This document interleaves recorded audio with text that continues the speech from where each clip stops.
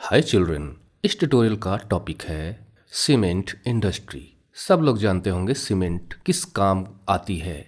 जी हाँ, एक construction material है और हम ब्रिक्स और ब्रिक्स को जोड़ने के लिए सीमेंट का ही यूज़ करते हैं। It acts as adhesive between the blocks to join them together as a part of concrete arrangement. और इंडिया दुनिया में सेकेंड रैंक रखता है सीमेंट प्रोडक्शन में।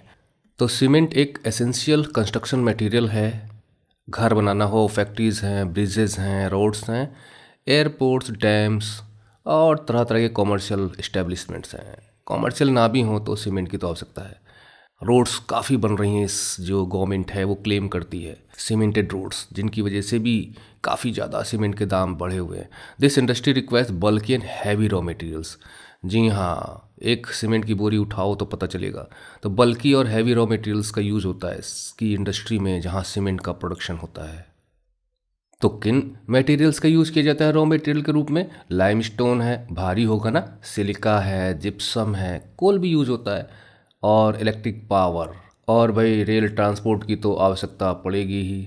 अब इसमें क्वेश्चन पूछ लिया गया है कि इकोनॉमिकली यानी कॉमर्शली कहाँ सक्सेसफुल सीमेंट इंडस्ट्री डेवलप की जा सकती है। अरे भाई, जहाँ पे इसके रॉ मटेरियल्स मिलते हों वहाँ पर।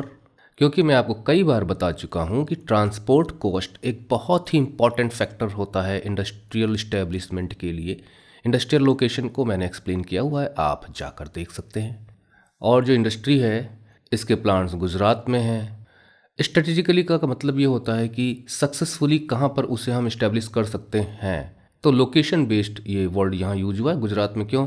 क्योंकि वहाँ से हम गल्फ़ कंट्रीज़ में सप्लाई कर सकते हैं सीमेंट को। अब यही इंडस्ट्री मध्य प्रदेश में लगाई गई होती तो इसे पोर्ट तक लेके आना पड़ता, फिर जाता। गुजरात में पोर्ट है। कौन सा पोर्ट है आप जानते होंगे, और नहीं तो आप लाइफ लाइन्स ऑफ इकोनॉमी के चैप्टर के ट्यूटोरियल्स को देखिए। अब यहाँ पे क्वेश्चन पूछ लिया गया है कि कुछ स्टेट्स बताइए जहाँ पे सीमेंट प्लांट्स लगे हों। भाई हमारे यहाँ तो 210 से ज़्यादा बड़े सीमेंट प्लांट्स लगे हुए हैं। अगर आपको गुजरात के अलावा किसी का नाम लेना है तो आप आंध्र प्रदेश का ले सकते हो। अभी तो सब ज़्यादा प्रोडक्शन वहीं हो रहा है। और मार्केट शेयर के रूप में देखें तो आपने अल्ट्राटेक सीमेंट का तो नाम सुना ही होगा, अंबुजा सीमेंट का नाम सुना होगा, एसीसी भी सुना होगा। सबसे ज़्यादा शेयर इसी का है, अल्ट्राटेक। प्राइवेट सेक्टर में कंपनियां हैं और गवर्नमेंट हेल्प भी करती है। और स्टेट्स में आप राजस्थान का नाम ले सकते हैं, मध्य प्रदेश का नाम ले सकते हैं, कर्नाटक है, इनका नाम आप ले सकते हो। फर्स्ट सीमेंट प्लांट हमारे यहाँ 1904 में इस्टेब्लिश किया गया था, यानी आज़ादी से पहले का।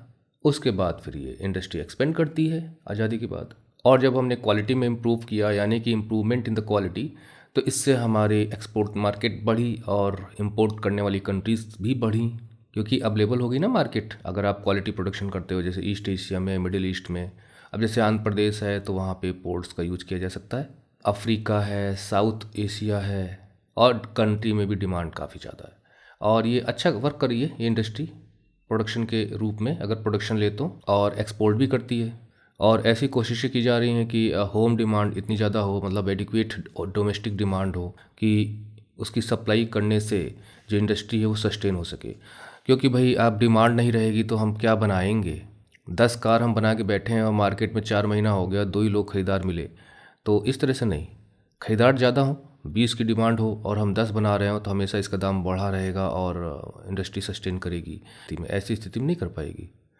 वैसे ये बात अपनी समझ में आई नहीं, क्योंकि होम डिमांड काफ़ी ज़्यादा हाई है, कंस्ट्रक्शन मटेरियल की काफ़ी डिमांड है, सरकार भी कंस्ट्रक्शंस करती रहती है। तो उस स्थिति में होम डिमांड तो हाई है, तभी तो सीमेंट के जो बैग के दाम बढ़ रहे हैं काफ़ी ज़्यादा।